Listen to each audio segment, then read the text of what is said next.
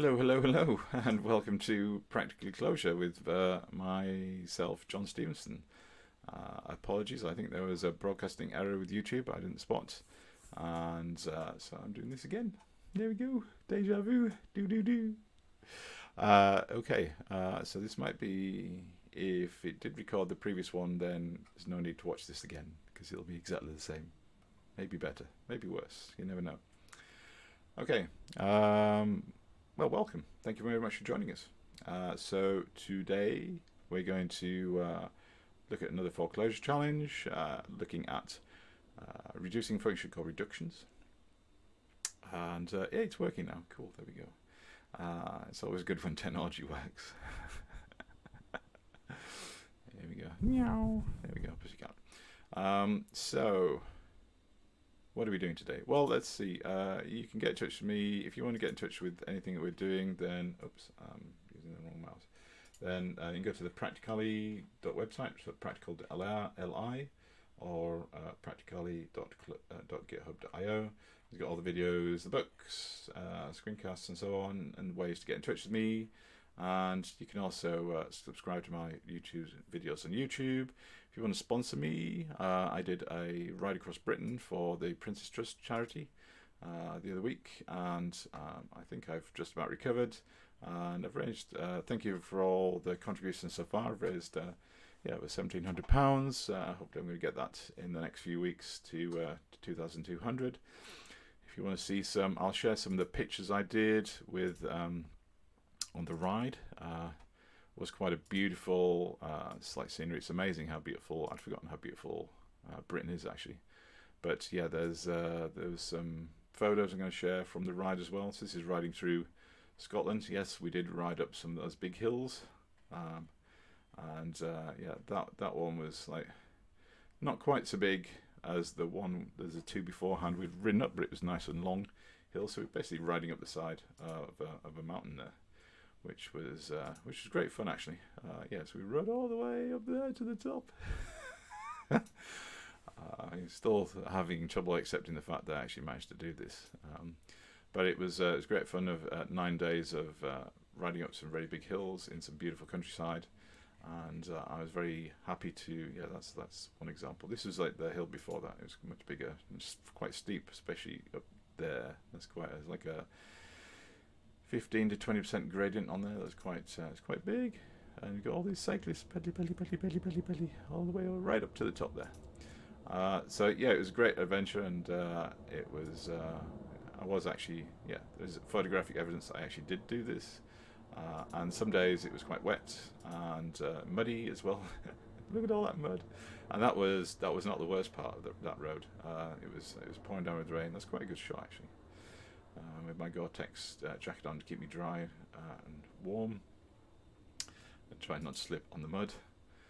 Yeah, so it's great. So if you are interested in sponsoring me on the Prince's Trust, then that'd be great.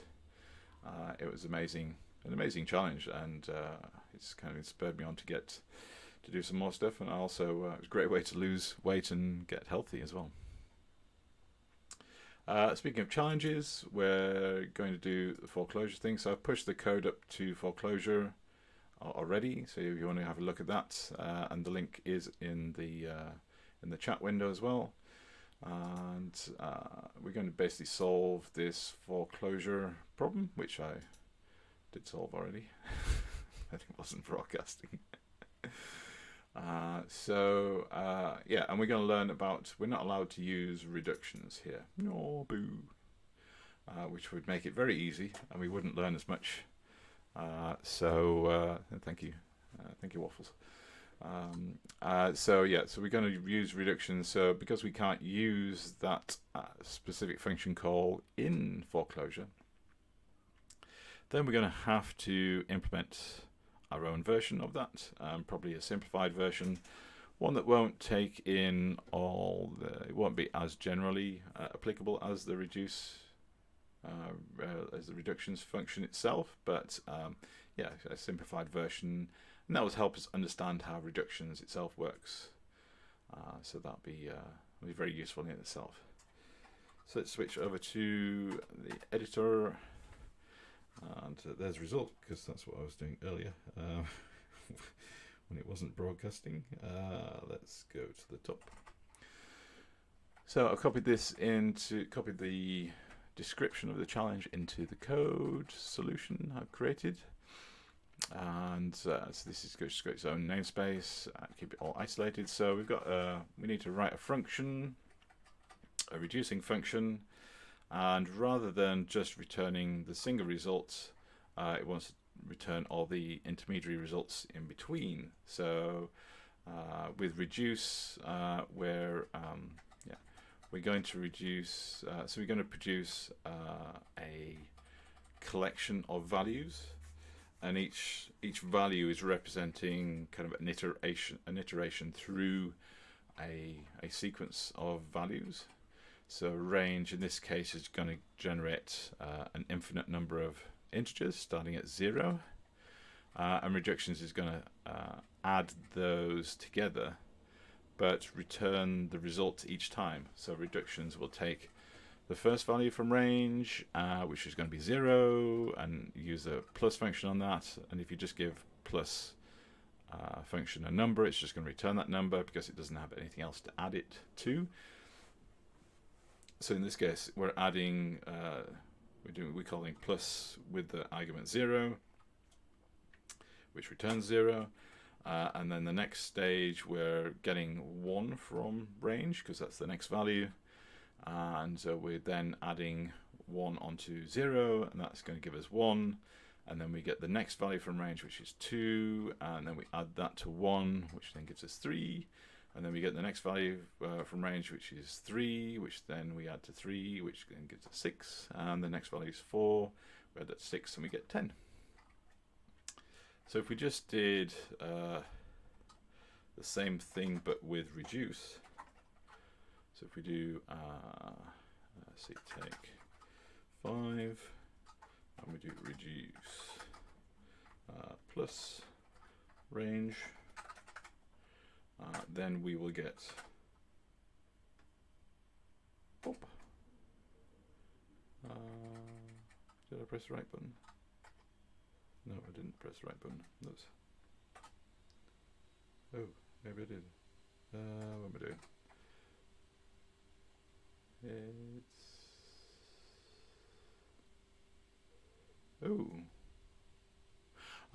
Interesting. Oh, I think I've just blown up my stack. I didn't do this last time. I'm improvising here to make this a bit more interesting for myself. That's an interesting thing though, because I don't think in this case is reduce not returning a lazy sequence, but something is making my computer go really fast. So I imagine it's doing a very long calculation, which I don't want it to do. So let's just modify this a little bit. So instead of reduce, instead of wrapping take 5 around the reduce, let's do range. Oops. Let's do range 5. That's a bit safer. This range is a function that's going to generate an infinite sequence, unless we give it some context. So range, if we wrap take 5 around range, then it would only generate, it would act lazily. If we don't give it any context, then it acts eagerly, which is the opposite of lazily, and it will just go off and generate infinity. So I think that's what it was trying to do. My computer does not yet manage infinity. That would be impressive. And have I broken my... I may have broken my REPL. Oops, I'm pretty sure it was running. I'm going to kill my REPL, I think, and start again. Quit. And then hopefully it's going to be okay again.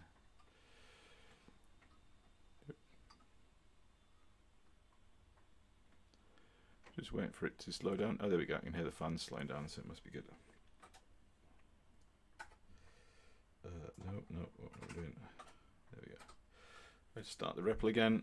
So basically, what reductions is doing is going to give us the same answer as range, but it's going to give us all the intermediary answers in between. And I do have another example here. Oops. Yeah.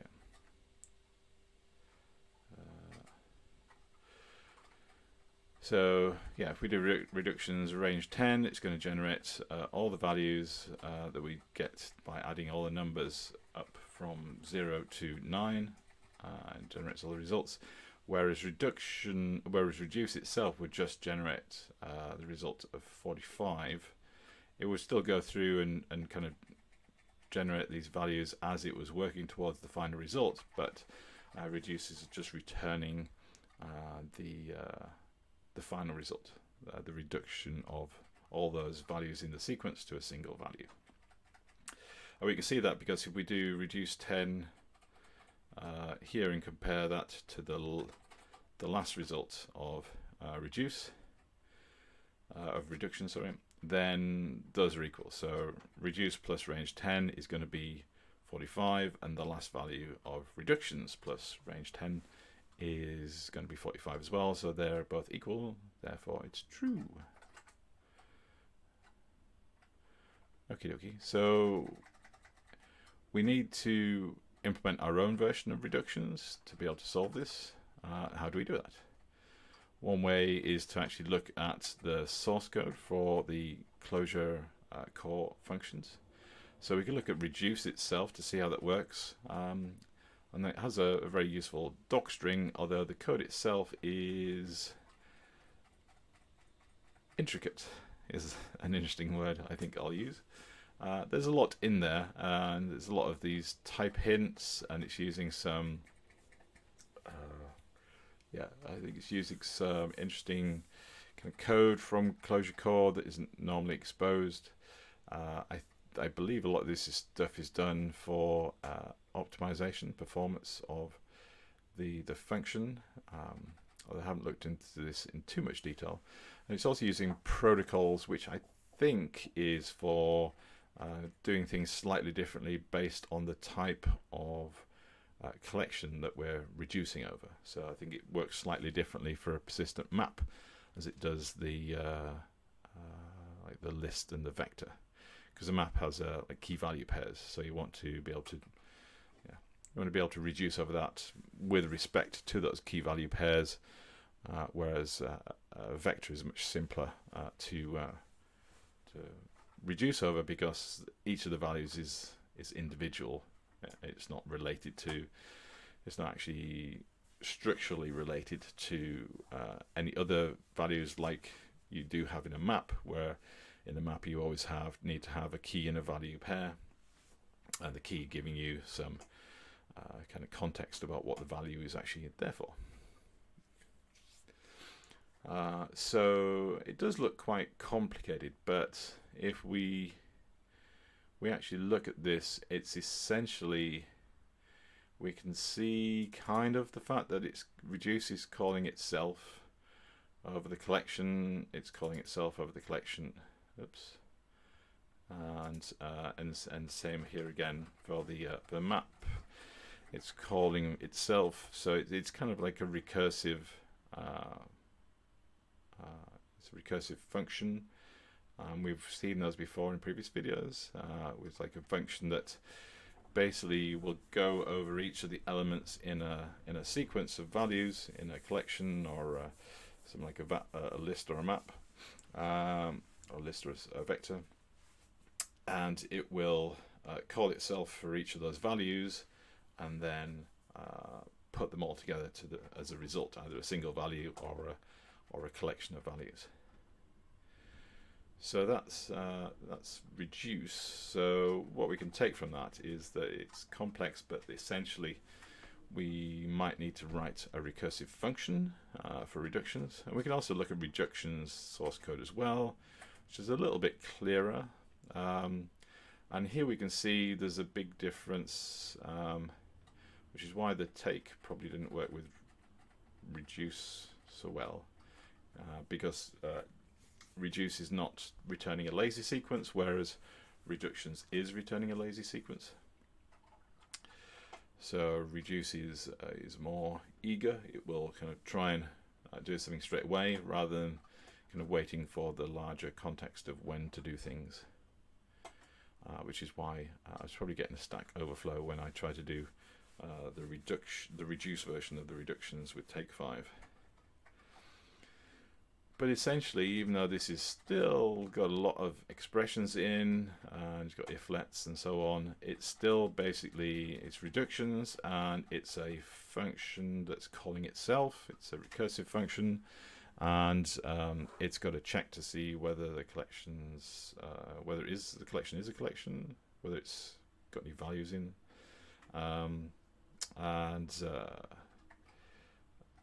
so it knows where to break out, and it's a polymorphic function, so we can either call reductions with 2 arguments, either a function or a collection, or we can give it an initial value or an accumulated value. So this is going to be kind of represent the intermediary values that we're going to generate. So they're like the 0, the 1, the 3, the 6 and, values that we actually generate on the way to getting the value of 10. And this is using a lazy sequence to help us manage that as well. So we're going to look at all those 3. We're going to try and build our own things. There is this reduce, which I'm not quite sure what it is. Otherwise, you would be able to just copy this into you could more or less copy this into the 4Clojure challenge and get it to work. When I did that before, it failed. I think it tripped upon this reduce thing, it couldn't find it. So we still need to write something similar, but the same kind of shape and same kind of concept of what we want to do. So we want to write a recursive function, and each value we're generating is going to add it onto a lazy sequence. So how do we do that? Any questions so far? Now we're broadcasting. Thank you, YouTube. Thank you for broadcasting. Let's see. Let's start with a simple case then. So you write a recursive function. So we've got a function called myReductions. I'm calling it myReductions rather than reductions, so that yeah, 4Clojure itself doesn't complain. It might complain if we actually define a function called reductions, but I don't know. I didn't check that. So I got it myReductions, so I know that I've written it, and it's taking 2 arguments, a function and a sequence. So we're using the common notation of f to represent a function, and for xs to represent a sequence of data. So if you imagine x is a single value, then xs is a collection of multiple plural values, multiple values. So that's our sequence. And you see this in the doc strings in Clojure quite a lot as well, so it's quite useful to get used to. And what we're doing is we're going to add, we're going to basically apply call the function using the first value from the sequence, and create our new sequence from that, our sequence of results from that. And then we call it self. We call myReductions with the function. So we're still using the same function. We're passing that back to myReductions, so we know that it's using the same function. And I guess you could put something in there that generates arbitrary functions, but that would be weird. And it's returning the original function and the rest of the sequence. So we drop the first value from the sequence, and we just send back the rest. So we're actually iterating through all those sequences. So that's kind of like conceptually what we want to do. Although when we actually do this function definition with some code, we actually get a stack overflow. That might be because we're not using a lazy sequence, but essentially we're not.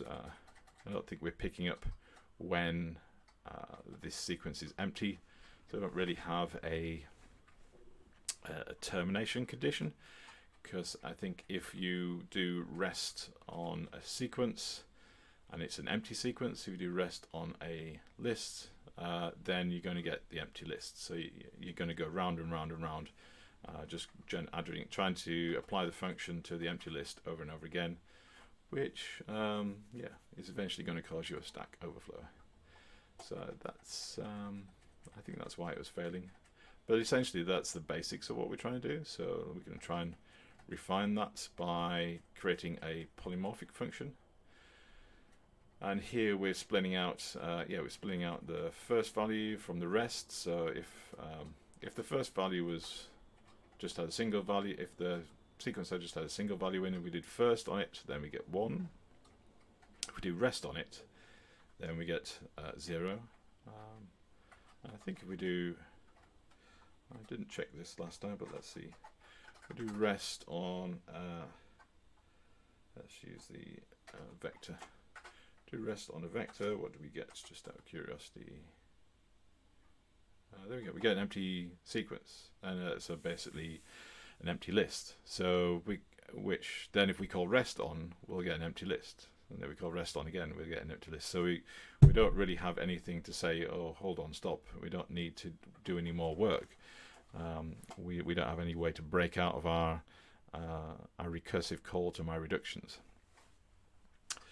which is why I probably was getting a stack overflow. So we've got this first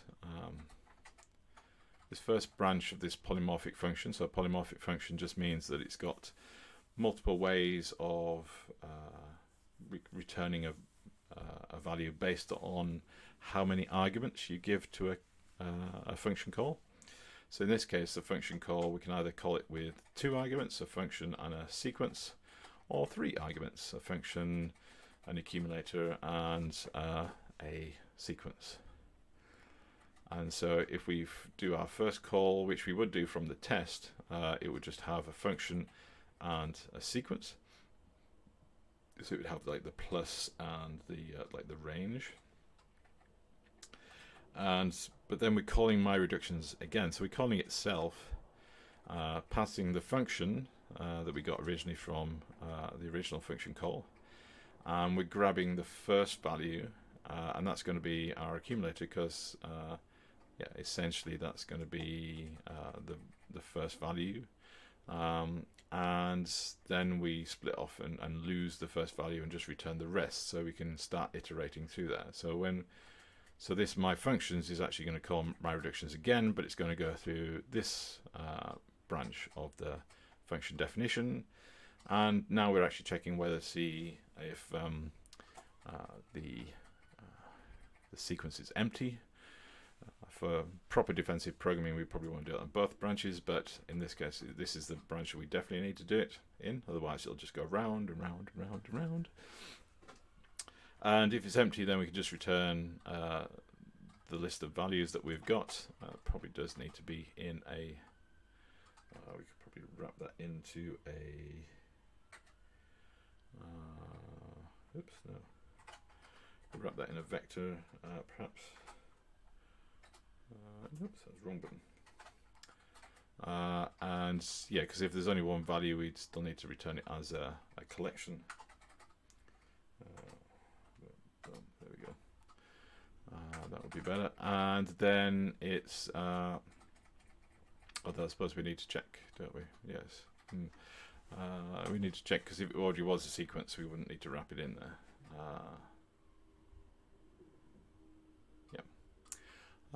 And then if the sequence is not empty, this is where we want to keep on recurring. So if we've got more than one value in our initial sequence, then we're going to basically add the initial value, the accumulator, the first kind of result, which probably wants to have the we should really apply the function to that first, and then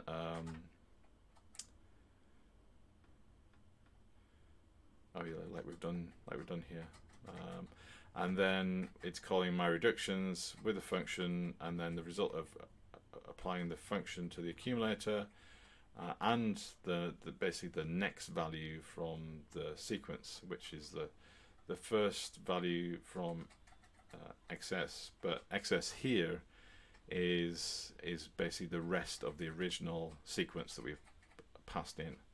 So when we first called my reductions, it's going to pass the rest of excess. So if our initial sequence was 1 2 3 4 5, then rest x is going to be 2 3 4 5. So that's going to be 2 3 4 5.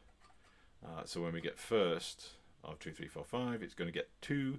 So we're adding, so we're calling the function with 1, which is the first of excess originally when we called my reductions, and then first of excess, which is the rest of excess, which is 2, and then the rest of excess is 3 4 5. So basically this is us iterating through the first value, the second value, and the rest of the values of that sequence.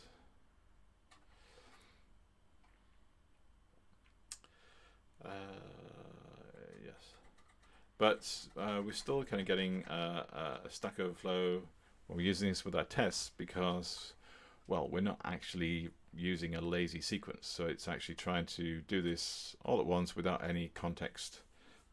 So if we switch back to the problem statement, you can see we've got this range which is generating an infinite number of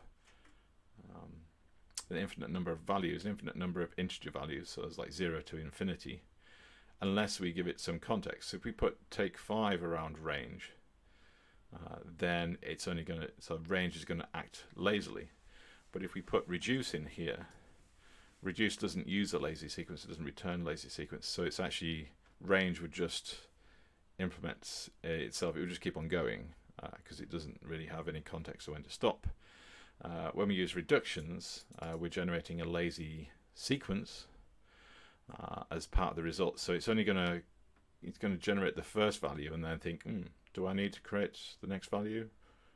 Maybe. And because we've got take 5 around it, it kind of knows that we only ever need to generate 5 of those values. So the lazy sequence will allow us just to generate 5 of those values, and then it will just stop. So without having a lazy sequence in, that's when we're getting our stack overflows, because we don't have any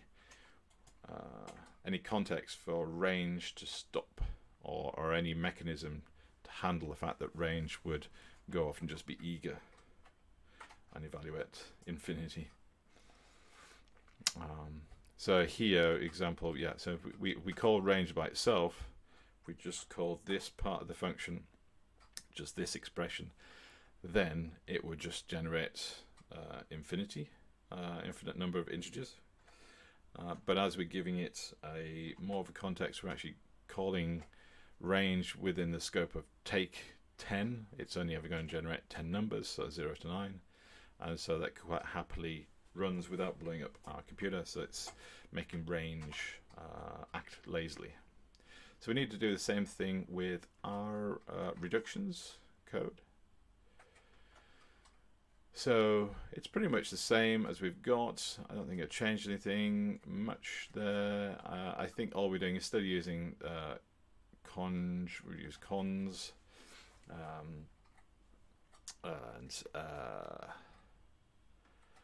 and we've just wrapped everything inside a lazy sequence. So instead of just generating a normal sequence, a normal list using cons or conj, we're just wrapping this whole thing in a lazy sequence, and that way it will only do the work it needs to. So it will seek out a context in the wider expression.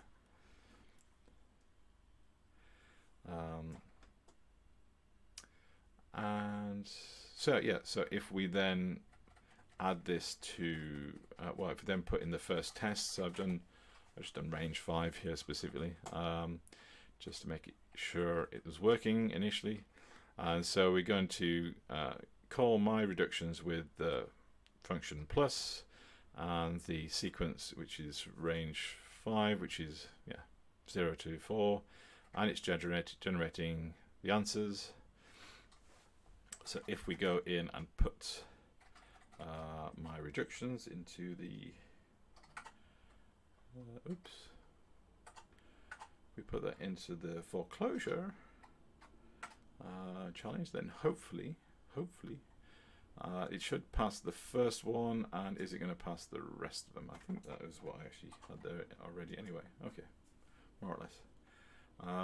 So let's run that and see what happens. Fingers crossed. Drum roll, please. So it's passed the first one, passed the second one, passed the third one. Yay! Happy dance. There we go.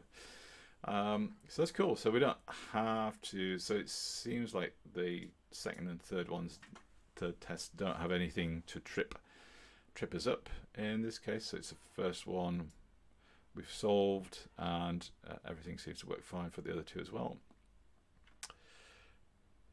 Yeah. So what is this doing? Oh yeah. So this one is calling. So this is calling my reductions with a function with an intermediate value. So it's actually skipping this part. We're not actually covering. We're not actually calling this branch of my reductions. We're just going straight to this branch, and which all calls to my reduction will eventually go through, even if they start in this branch, because this branch is simply calling the other branch. And but this one just goes straight to that. So we've already covered the fact that we can have 3 arguments to our my reductions function, and it's the same as it's the same as doing reduce over there. So we can see, oh yes, so it's the same. So reductions is the same as doing reduce, except this time we're just returning the last value. So we've already seen that before as well.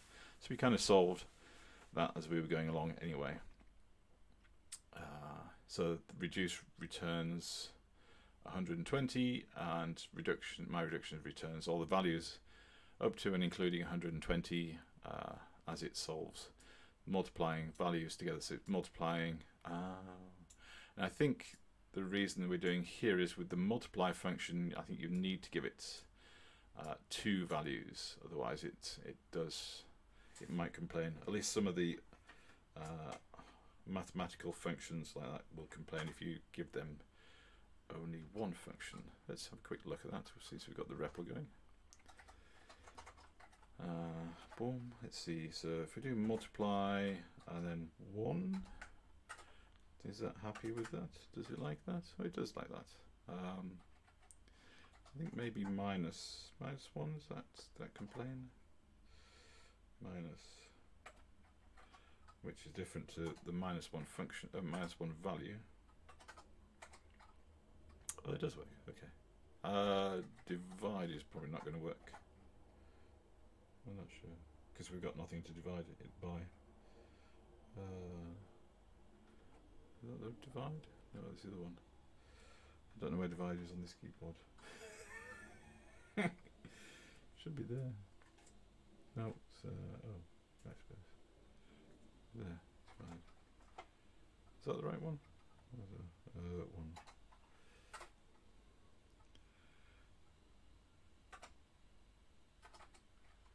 Oh yeah, it doesn't like that one. Oh, is that? Oh, this character. Did I do that? I did that wrong, didn't I? It's that one.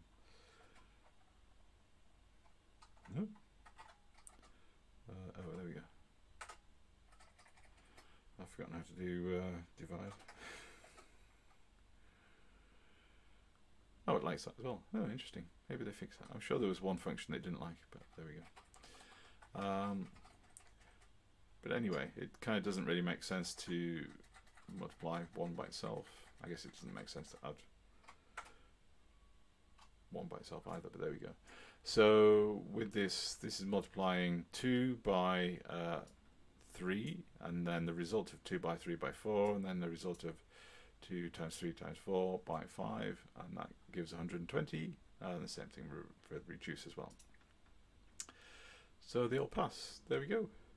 We have our winner. And the solutions, I looked at the solutions, and they're all kind of the same kind of approach, some a little bit more wordy, but they're all essentially doing kind of a recursive function that's polymorphic.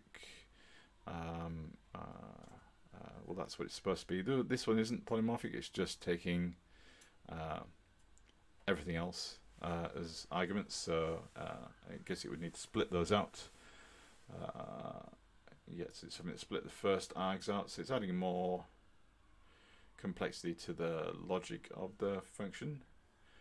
I think in this case, it's once you're used to the syntax of wrapping around a list around your arguments, to define the, because that's essentially all you're doing with a polymorphic function, is you're actually just instead of just having the one set of arguments, there you've got multiple sets, so we just wrap a list around them.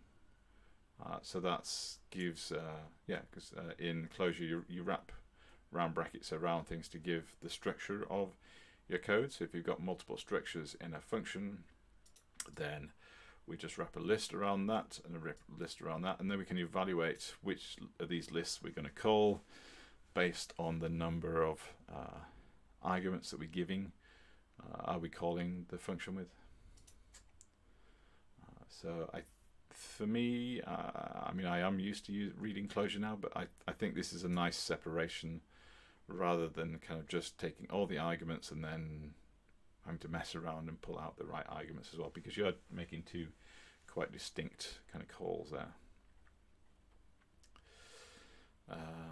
But I don't think there's anything else here. Feel free to have a look at the answers here. This one's quite long.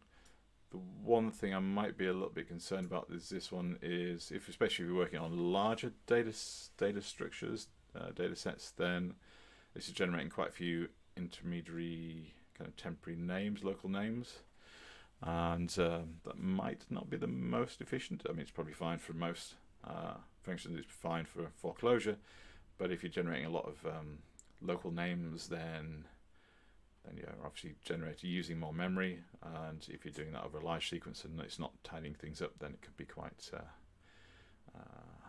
I'd kind of degrade the performance a little bit. But yeah, I don't think I found anything else that was a nicer approach. So this is one I'm going to stick with. This is the one that's in the code, and I think that's for implementing reductions. That's all we've got. There is some. I did add some links to lazy sequences in the code as well. So if you want to know more about how lazy sequence works and how laziness works, because Clojure itself is not actually a lazy language. It evaluates things pretty much straight away. It's only in the sequences that you're actually introducing laziness in there, and that gives you, as we've seen, that gives you the ability to only process data when you need to, only process some actions, some function calls when you need to. So it's really useful for the recursive functions and also dealing with large data sets as well. So there's some, we have a look at some of the reductions, lazy sequence. Oh yeah, there we go. So these are just some of the articles I've linked to in the results in the solution I've just done. So this one, it starts off by kind of saying something that's quite useful to remember. So evaluation of an expression is delayed until the value is actually needed. So we can use lambda functions, and we can use macros as well. So lazy sequence is kind of like a macro that we can use to generate a sequence, but make it act lazily so that we can we can work with infinite sequences like range generates as well. And there's a few other things there. So lazy cat is like lazy seek, except it's concatenating sequences together. So if you're using something like mapcat, but you want to do it lazily, then lazy cat might be a useful alternative to doing that as well.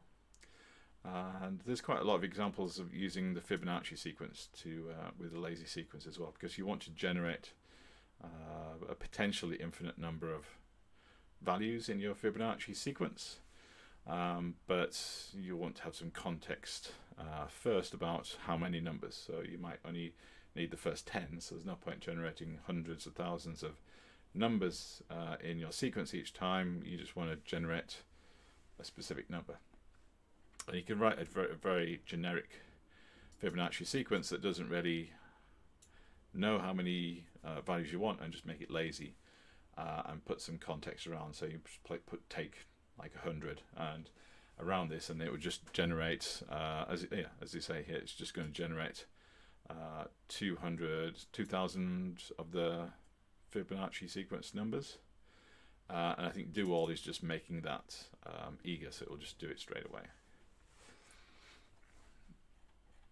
So there's quite a lot of examples. I think, yeah, we'll see lazy sequence in more examples, I think. And if there aren't any, I'll do a specific kind of video on lazy sequences and laziness as well.